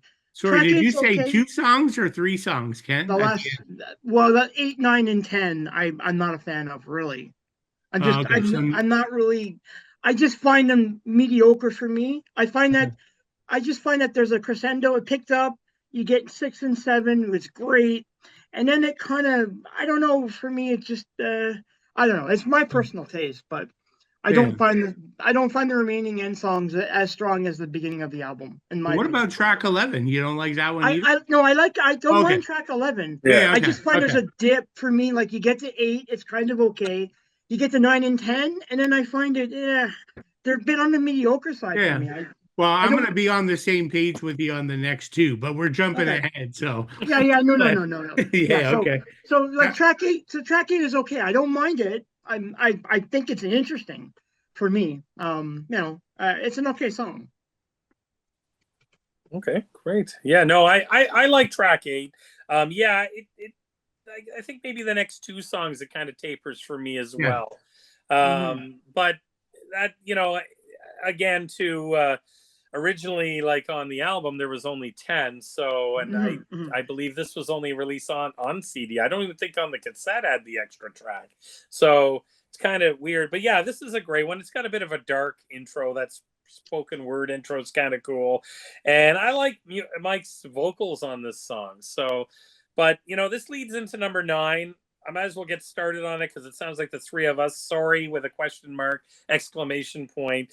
It's a fast song. I mean, it's got some cool, growls in it. The guitars are really good, but I just find it's probably from song 8 to song 9, it kind of falls off a little bit and seems like it's Yeah. just a little bit lackluster for me. Yeah. Can you lead off with number 8, or sorry, number 9? Yeah, that's what I was saying. Like it's got a heavy riff, it's steady pace, but I find it's formulaic. It's like, okay, we're Yeah. at a point now, it's like, all right, we're getting to the formulaic part of the song. It's like they're running out of ideas, I feel. Like so he's writing about a lost relationship. Oh, that's fine. But I just find it on the lackluster side. Like, okay, we're in the formula now. We get the formula. Hmm. And by here they don't change the formula. There's nothing really inventive going on in my mind. The Rocky solo is all right, but it's just such a formulaic song. It didn't And do anything for me. and what's interesting is George has this as his second writing credits on this song. Mm-hmm. So, which is He kind of has a writing interesting. credit on that. Yeah. Yeah. Oh, I On thought he only Sorry. had the one. Okay. Yeah, no, he's got a second one on this. So Okay. kind of weird Hmm. that we kind of feel this way. But Billy, take it away. Yeah, I don't know that I have anything. I kind of agree with you guys, right? It's a pretty basic track, right? There's not much, Yeah, like, if I had to, there's a couple like tempo changes that try to mix it up, but like, I don't know, it just doesn't work for me. And like, I guess there's, I've said so many places I love like Mike's vocal delivery, but I don't know, there's something with the way he says sorry that I don't know, it gets a bit much after you hear the song a few times. So, yeah, mm, I'm not a favorite of mine. Like, yeah, the Rocky lead's pretty good, as Ken said. But yeah, this and well, again, like I'm jumping ahead, but one too many times. Yeah, I could do without them. Like they're not super yeah, yeah. exciting. Same here. Yeah, same here. So Billy, take us into one too many times. Yeah, You've so heard this I one mean, too I many kind of, times. yeah, so I'm kind of giving my high level opinion. I mean, the chorus is like, I don't know, Yeah, it's okay. Like, that's not too bad. It's got a smooth groove to the song. Yeah. Again, Mike's almost in like a crooning, like vocal approach, and very smooth and melodic. And, it really slows down kind of at the 2 minute mark and gets heavier. Mike does do something different at that point, right? When it gets to that heavier part, his voice all of a sudden, if you guys notice, he's just a very raspy delivery. yeah, yeah, Mhm. Use yeah, that style of vocal anywhere else. So I guess he's trying something different. But for me, the best part is, and like I got to clarify this. I was going to say the best part is the end of the song, uh, but it's also the best part is the end of the song because Yeah. he yeah. does this Exactly. really like the best thing about this song is that really like melodic emotional guitar playing that closes the song like yeah, that I went back and replayed a couple times like I liked what Rocky did there but overall the song yeah like it's not for me. Well, it's funny you No. wrote that because I at 2:05 I wrote there's a bluesy kind of thrash groove that cuts in and kind of takes the song to the end. So I Yeah, kind of like that as well too. yeah. Maybe if they would have gone with that throughout the whole song and maybe had something a little different, it would have hit the mark. Ken, what's your thoughts? Yeah, I share all your thoughts. I have the exact same opinion, and I'm even noticing that lyrically, he's running out of things to say. Right. Because he goes back to the whole, oh, well, I'm in isolation and I need help. Yeah, I get it, dude. You've been saying this for fucking ever here. So, like, it gets to the point where I'm sorry, but that's just how I see it. It's like, okay, you could have probably cut both these songs out of this album, and it would have been a better album. I think they reached that point where it's like, okay, we got this great new idea. We're throwing in some thrash now into the style, but yeah, it's not that good. I'm sorry, I don't like the song at all. Yeah, I don't know. Cool. Like I was just on. I'm looking at Wikipedia now. Like it has the track listing of this version with the extra Right? track, but Mhm. it doesn't give the total running time. But it looks quite lengthy, right? There's lots of 4, 6, 5, 5. Like yeah, I don't know. I mean, they could have cut one or two of those tracks. I think. Mhm. This I one mean, they could hell, have I don't know. cut I guess the band likes it, so one too many times. They could have cut that one because there's one too many times I've heard this. yeah. It's just so mediocre. It's like, no, you gotta cut it. Well, you make a good point there, Billy, because if they had cut sorry and one too many times, that's almost just over 6 minutes, almost 7 minutes, when Psychomania is almost 6 minutes. So, Yeah, and that's a better they song. definitely could have probably done that. And, but, anyways, who the hell Yeah. knows? But, So I see it here. It says it's 51 minutes, mhm. but I have a feeling that's without the bonus track. I would say, Oh yeah. yeah, yeah, So yeah. it's probably like it's clocking in close to an hour if we Wow. include the bonus track. Crazy. And this Yeah, for, I didn't do my own math, but it says the length 50 minutes, but I have to assume that's the original. yeah, see and that it's too long. It's too that's a long. thrash Yeah. album from 1988. That's amazing to be almost an hour, eh? Well, you're getting into Metallica territory, right? You're getting in Yeah. that justice kind of hour length of music. Exactly. So, guys, we're at the end of the album. I think it's redemption time for me. I love this song. They end the album on a high. The heavy intro, they have that chug, and then they kind of break into these mini solos, which I really like. It's fast paced. At 150, that cool chug kind of returns. And it's a great song to end off the album. Ken, what do you think here at the end? Yeah, this is a funny song because for once he's writing some like more positive lyrics, because the whole point of the song is I need to find positivity in my life. Finally, you sort of get away from the whole pessimistic angle of the earlier stuff, and you get into this. Yeah, this song ends. It's a much better song for me. I would agree with you guys. The guitars, they soar here. There's a quick pace. Like, I like the chorus. The feeling is back. It it leaves, at least it ends on a good note. Mm-hmm. Although I'm going to say this much, I don't think this song is as good as Trip at the Brain. Oh no. Like, No, it's not. Yeah, it's not the best two or Right. three songs. No, And I'm going to say another thing I'm going to say here because I needs to be said. The next album is way better. I love the opening track and the end track. Like, they really complement you. Here they kind of, they're all right, but my feeling of this album is that they're kind of finding their footstep here. Yeah. They're figuring it out, but it's not as good as it could be, I think. No, I would agree. I agree with that. Like, and Ken, when you say the next album, just because some people like Control by Hatred, some call that an album. Like, do you mean that, or do you mean like both? Like both albums. I agree with that. But both. But Lights, I'm saying, is more complete. Oh yeah. There's not a bad it's song. a much more complete album. All the songs are great, and it's just a better album. I don't know. It's just my opinion, but. No, I agree. Like for me, it's Lights, then it's Controlled, and then it's this one. Yeah, that's how I look at it too, Billy. I'm the same. Yeah. I'm the same. Cool.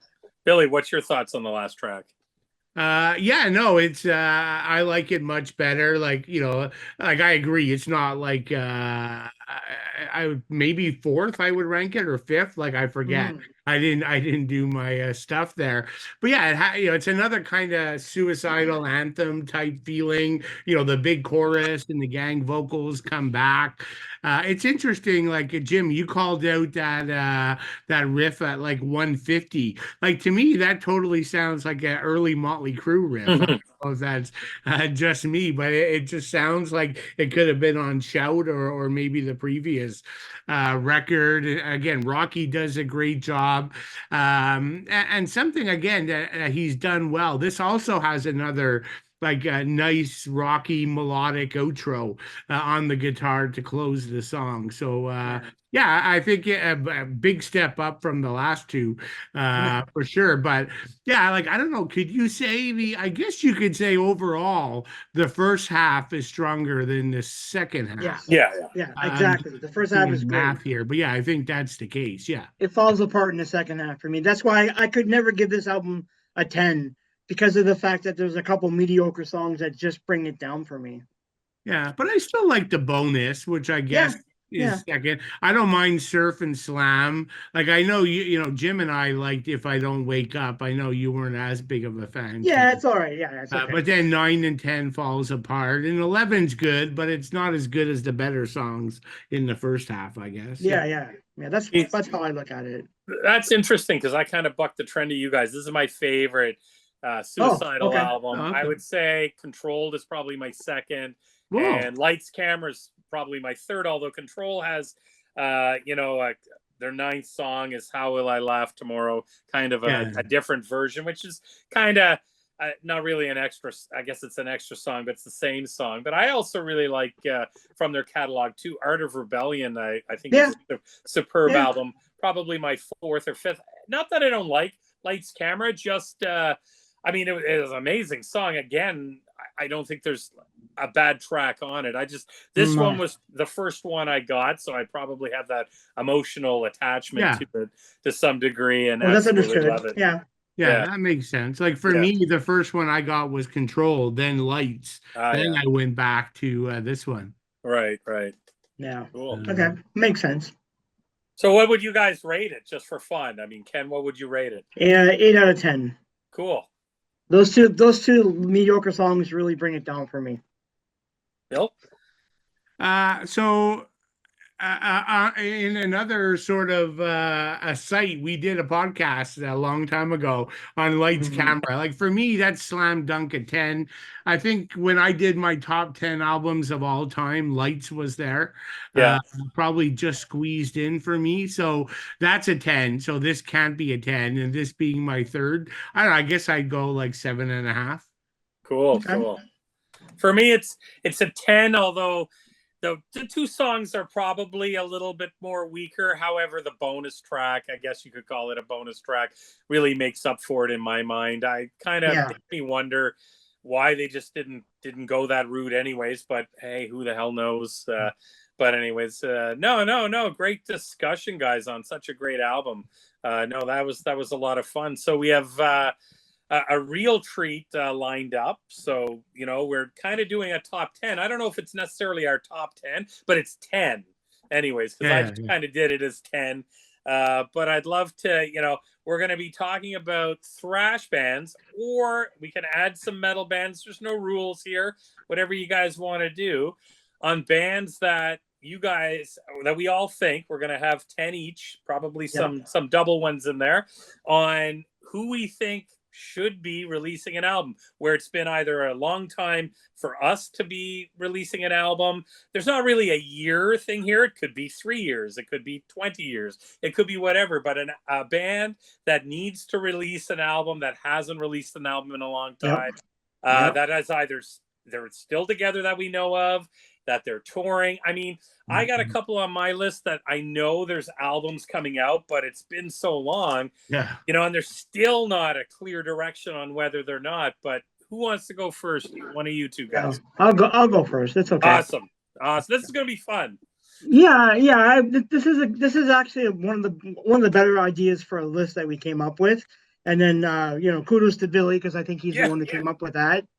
Bill. So And just for transparency here, Billy was flying back from WAC and from Britain, and this is he's writing on the plane. He yeah, came yeah. up with a list of like ideas that we could come up with for top 10 lists. So it was really cool. Sent them to me and Ken, and because we just don't want to do transparency out there. We don't want to rank Suicidal Tendency albums. There's No, it's 13 or boring. 14 albums. We just don't Yeah, want to rank them because they're all going to pretty much rank the same.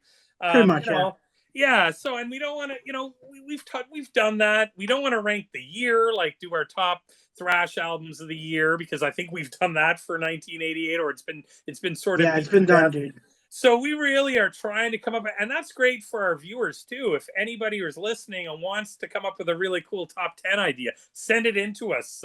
We definitely would love to hear it, and we'll give you a call out on the show. Hey, this is brought to you by Billy, for instance. So, Yeah, yeah. but Yeah, it's great. absolutely, let's get some conversation going. But go Cool. ahead, Ken. I'm dying to hear yours. Yeah, so I have a band here that put out one album, formed in 2005. They're from Austria, which is kind of an unusual place for a metal band. The band is Wolfpack Unleashed. The album is Anthems of Resistance in 2007. It came out. Pretty good thrash album. A lot of melodies, a lot of hooks. The vocalist is Gunther Worth. He does a lot of all clean singing. He's an interesting vocalist. They sort of take the best moments of Rest in Peace, probably Master of Puppets. They throw in a little bit of Testament, Exodus. Now that you may think it's a clone, but it's not. They're able to churn it all together, and they have a pretty good, unique sound. I like them. When this album came out, I was really, really into it and was waiting for another album. They're still a band. They're still together, and they still play. But there hasn't been an album since 2007, which is bizarre. So Right. I'm like, these dudes need to release an album. They just need to do it. I'm waiting for it, and I hope they do. Are they Nice. still together, Yeah, they're still or it's together. unknown what the status? No, they're still together. They're still a band. That's One cool. of the members, I think the guitar player, relocated to the United States. The others are all still in Austria.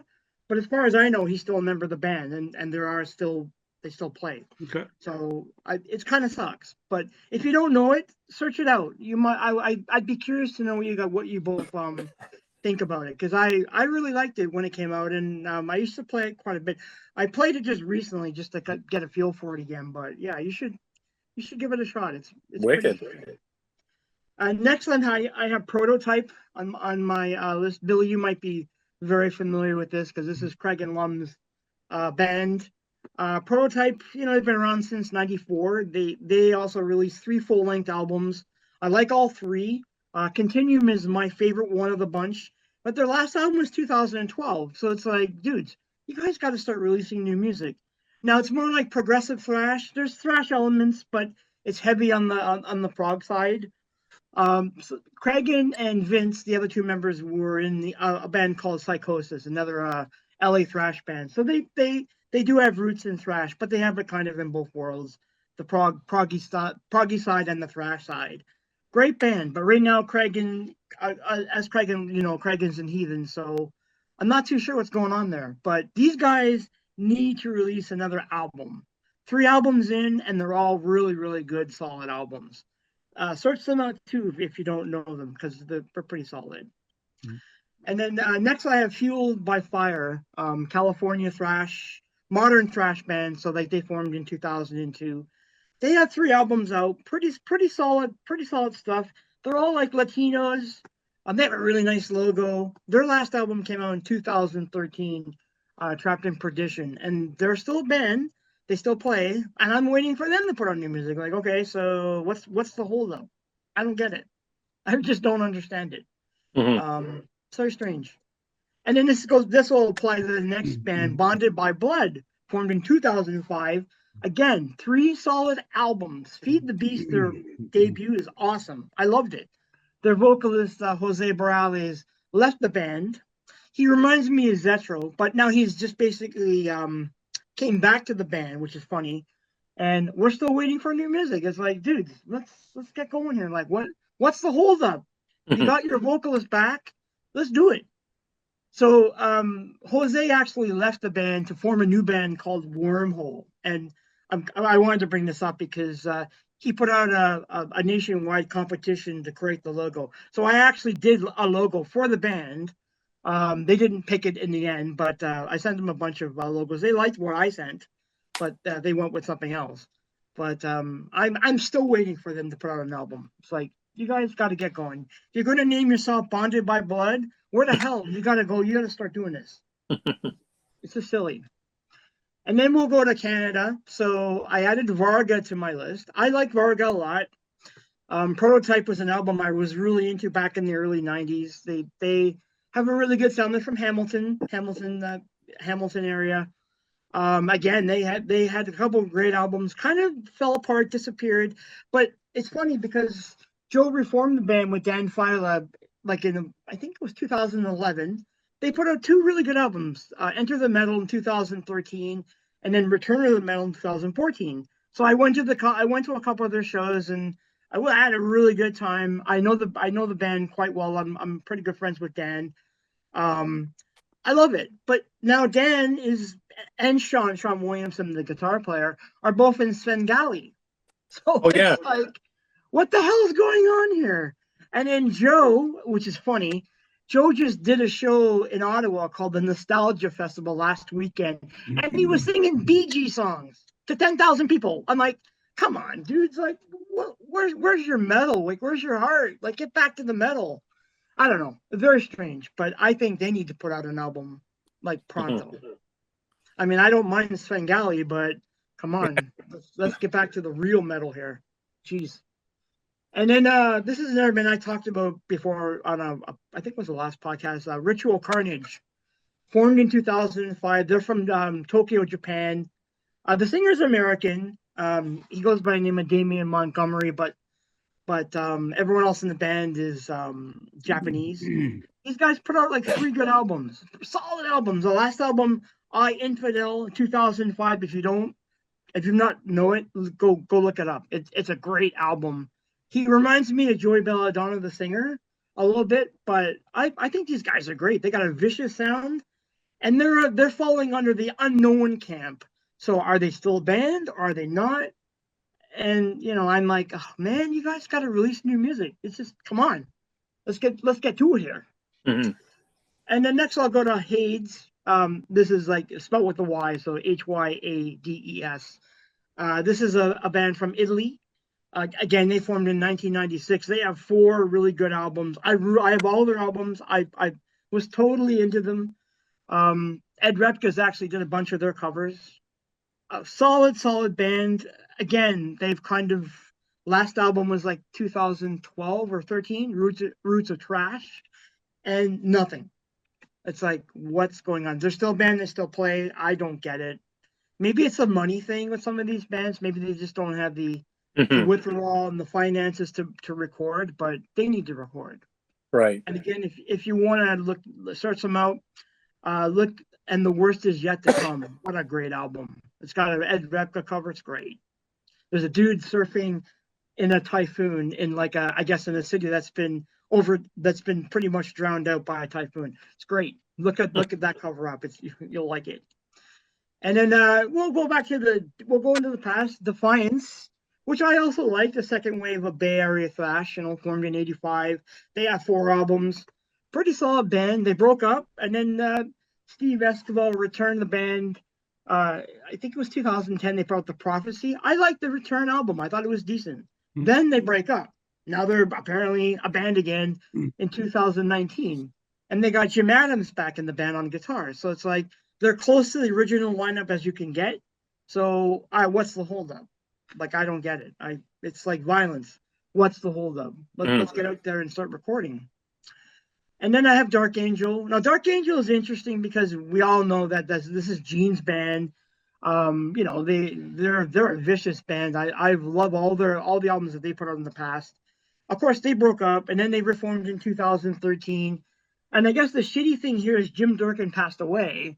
So you thought, well, maybe that's the end of it. But now word is Gene has enlisted his wife Laura to replace Jim Durkin on guitar. So word is they're kind of working on new music. So I'm kind of waiting. I'm like, they're close to the original lineup as well, back together. So I'm like, all right, dudes, let's get on with this. Let's go. And then my number one choice on this is always going to be going back to Shadows Fall. One of my all-time favorite bands. They have 7 albums out. If you like melodic metalcore, death, thrash, you'll get it on these guys. Their last album was 2012, Fire in the Sky.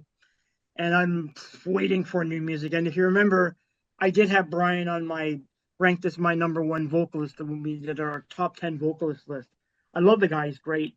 They have a really good 1-2 punch, Jonathan Dene and Matt Batchand on guitars. What a great band. And now we know, after my earlier news brief from today about Jason Bittner, it looks like the dominoes are falling in place. They're looking to reunite, and I'm hearing, at least what Brian has said, they are working on an album. So that's encouraging to me. But that's my list. Cool. I think we had one. Mine's a little bit more mainstream, but we had one that was similar, or the same. Sorry. Billy, do you want to go ahead? Yeah, no, mine's a little bit more known bands, not them all, but I had one match with Ken. So mine's not in any order, so I'll start with one and work my way down. But probably my number 1. So this topic, if there was a band that you would put a poster up to represent this topic, it's my first pick. It's Sabotage. So it's not thrash, but I mean the previous album, Poets and Madman, in like 2000, 2001. So it's been there's no band that's talked more about a new album. And that came to a peak in like 2023. Like John Oliva said, they're ready to go. They already had an album name. It's called Curtain Call. The last album supposed to come out in 24. I mean, there was at one point where, John got, the drinking and driving charge and it shelved it. And then just when they were in the studio getting ready to go, he fractured his spine at the towards the last half of 23. So I've heard nothing. So so that's it's just the most jinxed new release in the history of any band, I think. But number 2 is a band we've talked about here a few times, the Montreal tech thrash band Oblivion. So we talked about their reissues. So they were doing two things: the reissues, that's all done, and then in 2023 they did crowdfunding for a new album. They got the band back together. That's why they did the reissues. So the campaign was successful. They reached their goal, but there's been no word on the new album or the timing. So I keep tracking and watching. I mean, they got the money for it, so I'm going to assume it's going to happen. But those guys we talked about, right, they took a really different direction with the last two albums and the first two masterpieces, so curious to see where that goes. On that same vein, another Quebec tech thrash band, we have mentioned them, DBC. This new album's been talked about since before the pandemic. We got a note probably a year ago. The band's in the studio recording a new album, but then we got two songs. No mention of an album, or whether these will be on an album, or where that new album stands. So I don't know if that's it. They did two tracks and it's over, but hopefully, I enjoyed those tracks. So hopefully we actually get an album together.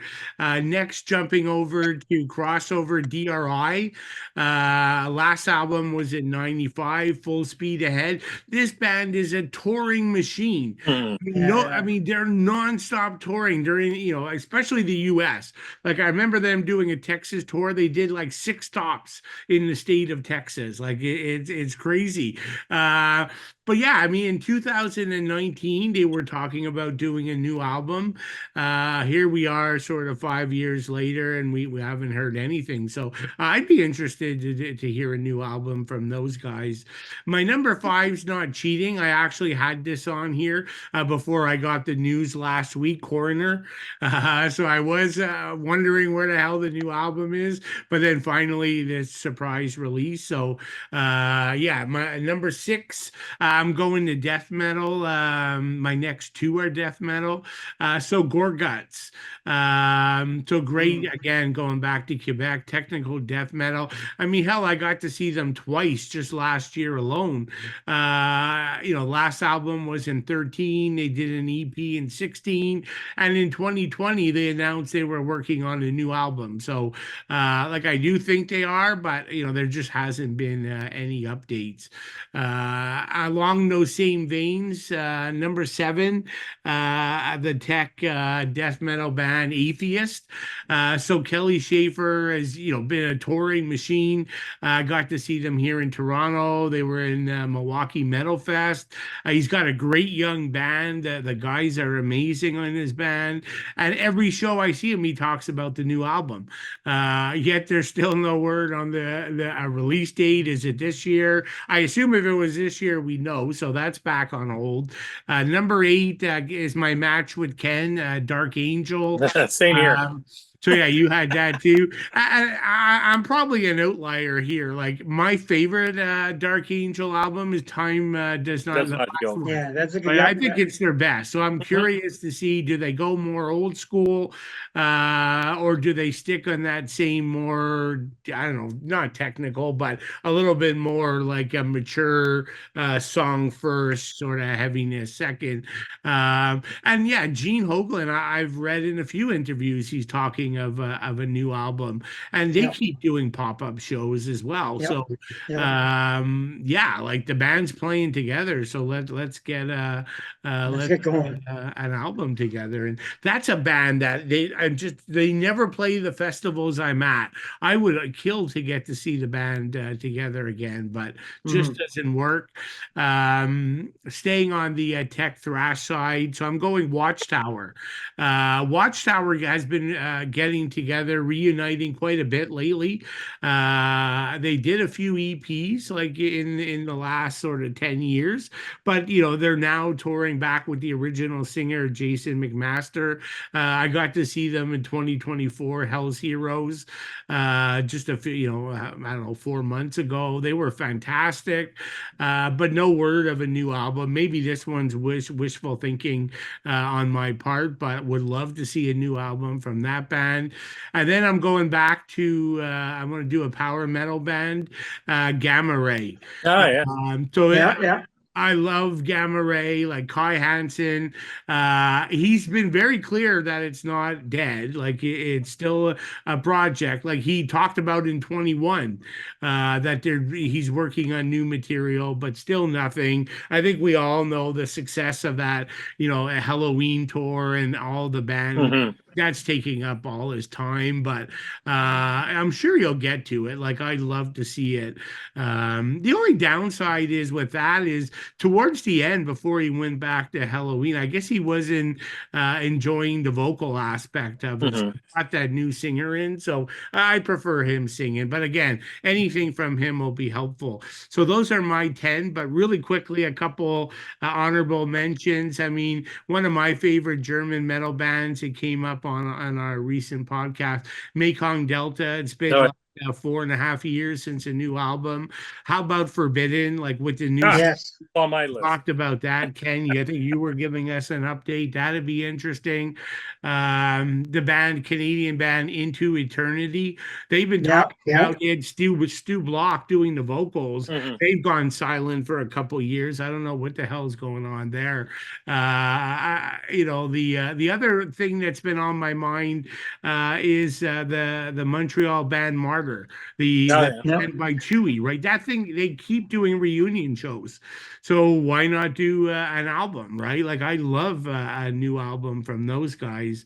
And then lastly on my wish list is, I'm getting a bit away from thrash for sure, but would be to see Geddy Lee and Alex Lifeson Ah, not bring Rush back, but let those two guys get back together and do an album of new wait. music. Maybe not under Rush, but I would love to see those two guys together again. Well, they talked Nice. about it. It's I been Yep. know. talked about. But then So Alex came back and said it can't happen because he's saying yeah. his arthritis is too bad. So I don't know. But to Yeah. do Yeah. an album, you could take 2 years, right? Just Yeah. work on Yeah. one Yeah. song every 3 months.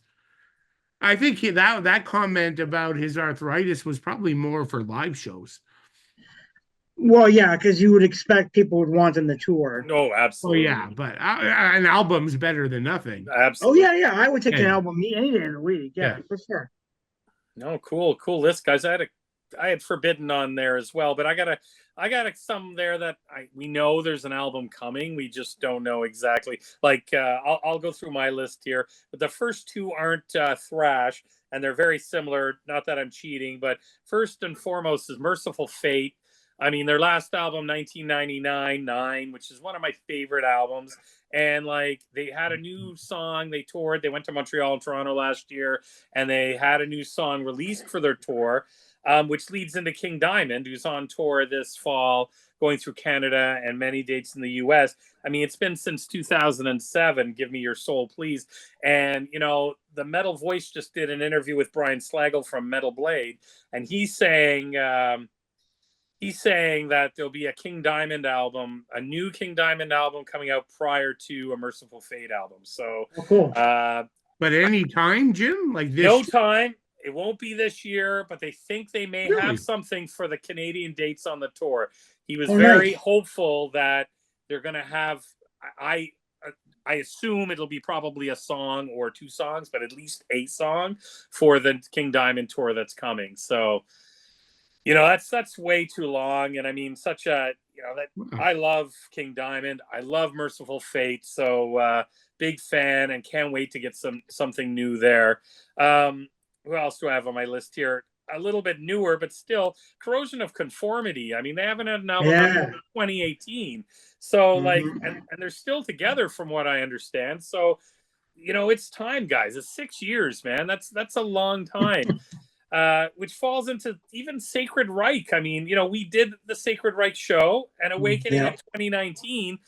Guys, I mean, I like that album. I think they got a Me really too. good shot here. I really think it's time that, and we had talked about and we had heard that maybe there is a new album coming, but there's still nothing solid out there. So, Wow, I thought that was like in my mind, I thought that was like 21 or something. no, I didn't Yeah, realize it's all the 219. way back. Yeah. yeah, Yeah, yeah. it's been a while. And then I fall into Forbidden. which I don't need to bring that up because you guys, Billy brought that up, and we've done a show on that. I mean, since 2010, and we've got, they're on tour right now in Great Britain and Europe with Hyrax. So I think they're doing shows with Hyrax. Maybe I'm wrong, but they're there touring anyways. Let's get a new album together here, guys. Dark Angel was mine, and I agree, guys. Time Does Not Heal, one of my favorite albums. So the last album was my favorite. I think that was 91. Like, we're going way back here. Yeah, it's like, quite a while. And and that falls into another pick, which is Violence. But like, the thing is that these two bands, Dark Angel and Violence, are like pillars of the thrash movement, yet they haven't had anything out in so long.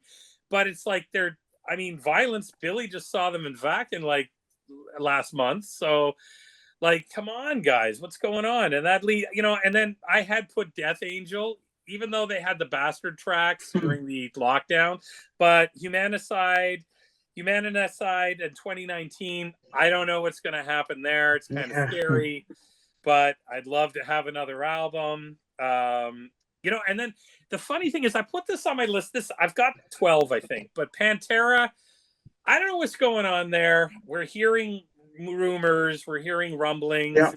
I would like it. I mean, in 2000, Reinventing the Steel, we all know why there hasn't been reformation of the band.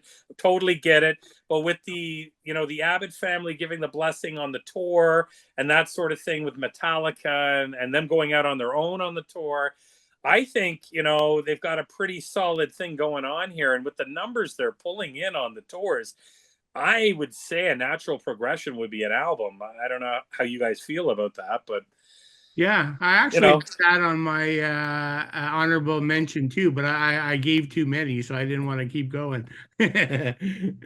Another one of mine, Ken, I know you don't have a date yet, but Anthrax. They've got, I read the last article, said we have 13, I think it was Don, it said we have 13 or 14.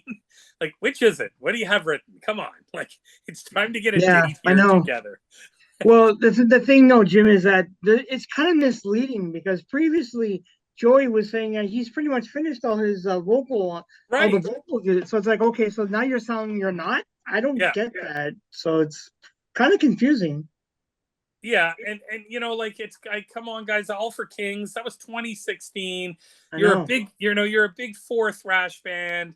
And you could even debate whether Metallica's had a thrash album out in 20 years, whatever. I'm just joking. But like, we'll be discussing that next week, maybe. But anyways, sorry. But this is way too long between albums for these bands. I mean, if they have 13 or 14 vocal tracks, I know they're not going to put them all on the album. They must have enough for a 10-track album here. And let's get this puppy out. I'm hearing good things out of the Anthrax camp, that it's going to be really, really good. So my expectations are pretty high. And then on my other one that I picked is Heathen. Like, 2020, I just want another, like, they've got such a small catalog, a short catalog. Like, Empire of the Blind, I really liked it. I would love to see another album. I don't know what's going on, but they're touring like crazy. Like, they're all through Europe. Like, I get it too. I get it that putting out an album isn't as profitable or as money orientated as it was in the back, under physical. They're not going to get much out of streaming, and physical sales are probably not going to be in their favor, so to speak. But touring is. But I think touring and having some new material there to keep you relevant, I mean, it would be so awesome. I mean, these are some of my favorite bands, and I'd really love to see some new stuff come out. But I'm holding you to it. I'm expecting good stuff out of this Anthrax album. I'm on your side, Jim. I'm on your side. Anyways, that's what I have. A couple extra there. I had to throw in the Merciful Fate and King Diamond because I don't know, like, which, what bands take so long, like King does. I mean, it's like, I understand these, I thought the Merciful Fate album would come first back a year ago, and then it just kind of came to a screeching halt. And then with Jimmy K's interview there with Brian, he was like, No, it won't be till at least 2025 for the new King Diamond album, but they Wow. think they'll have something for the tour. So Cool. we'll see. But anyways, that's that in a nutshell, guys. But wicked top 10 list. I like doing this one. This Yeah, was it a was lot of fun. fun. Yeah. Yeah. Yeah. Yeah, no, it was cool. One thing I thought was interesting was there was an interview that Mike Muir did. It was related to this topic. Like Okay. they played Hellfest this year. That was their European tour date. So he did a press conference there, and so he got bombarded with from like writers from around like when's the new album, right? 2016 Yeah. was the last album, World Gone Mad. That was I got to see them on that tour. But Mike was pretty honest, and maybe this is what's going on with Violence and what's going on with some of these other bands, right? He was pretty blunt. He said he absolutely hates recording albums. Really? He doesn't enjoy the process. He hates the time it takes from his family. He didn't mention the financial side, but you know, you make more money touring than sitting at home, right? Yeah, exactly. An Yeah. album, right? So he didn't go there. But then he did say it's interesting in his case because he's got such a young band. So, like, currently their guitar player, Ben, and their drummer, Jay, are driving him nuts to do a new album because they Mhm. were kids when, like, their famous albums came out. So they want to do an album with them. And so he's saying, okay. And then he talked about, like, you know, Ty, who's like Robert's son, Mhm. hasn't really been bugging him, but it's actually Robert who's driving him crazy to do a new album. I guess he wants his son on a Suicidal album. So Yeah, it which seems is to be cool. Yeah. Robert's giving him the most pressure of Right. anybody to do a new album. So, but he wouldn't commit to it. He said, given, you know, there's a lot of young people in the band, he may consider it. But Wait. yeah, he's pretty clear. Like he seems to be over recording new music. And I think Ty Torrillo did the. I think he helped record for Stranger Things when the guy Eddie was on the camper there, the Yeah, motorhome. He did the solo for Master of yeah, Puppets. yeah, Yeah, no, that's like yeah, it would be wicked. I mean, talk about going full circle. You have one of the original players now in Metallica, and then his son's going to play in the band where he kind of came in from. That would be wicked. I think for the nostalgic alone, that would be so cool. And I love the fact, like you said, Rob is giving them the gears about getting them out there and get them going. I think that would be yeah, great. yeah. No, interesting. But I guess, like you said, you guys were saying, I mean, some of these bands, like Heathen, is on the road constantly. What is the benefit of putting out a new album? I mean, for us as collectors, and we buy the physical copies, I mean, there's a lot of us out there.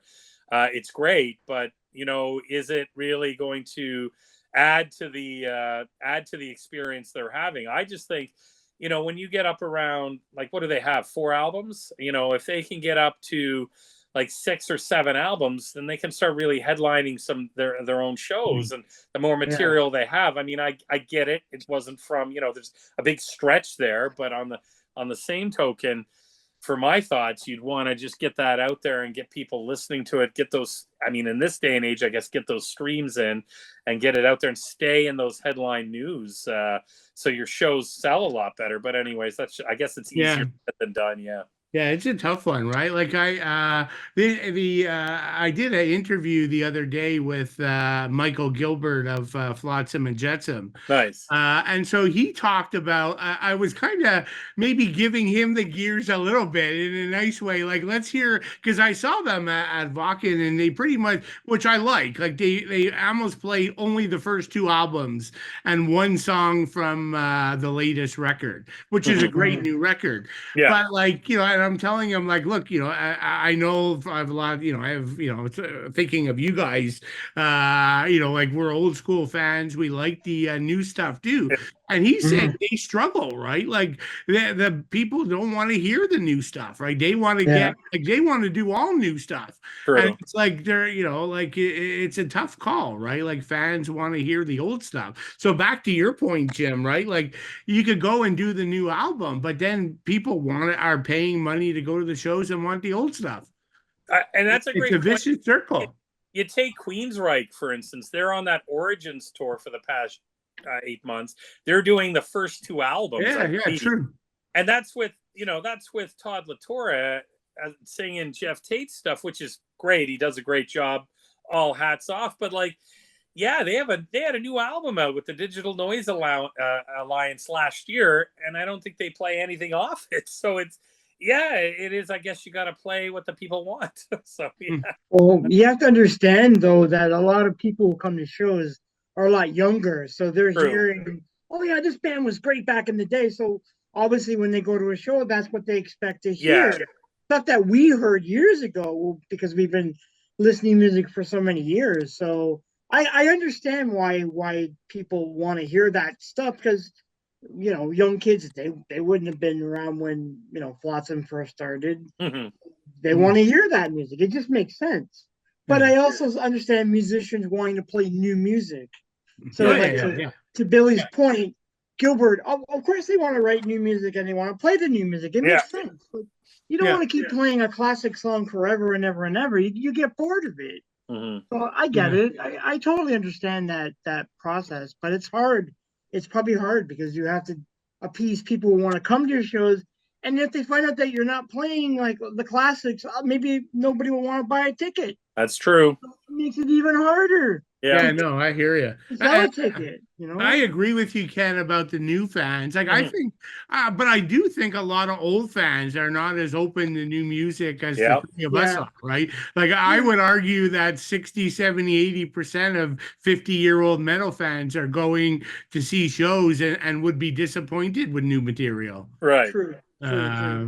But like you see shows like Ken, I know you and I like Sea of Tranquility and like some of these great, like every time they do like new albums by bands, like their views just drop like a stone, right? Like people wanted to talk and see about the old stuff. It's crazy.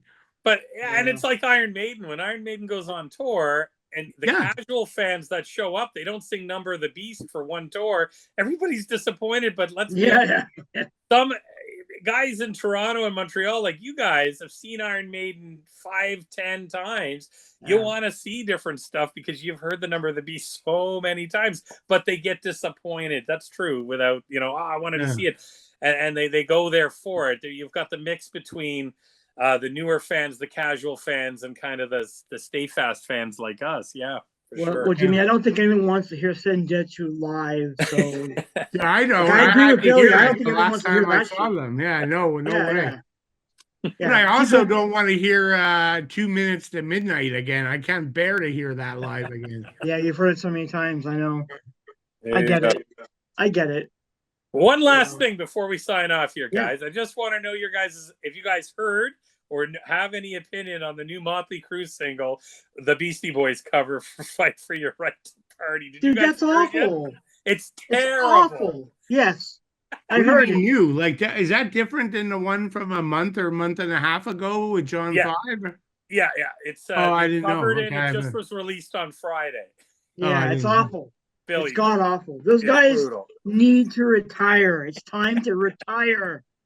You're done. Move on. Maybe that'll be a top 10 list. Our top 10 bands that we think need to retire. Yeah, exactly. There's a lot of those bands. Believe me. Every time they kind of, I think they can't sink any lower for me.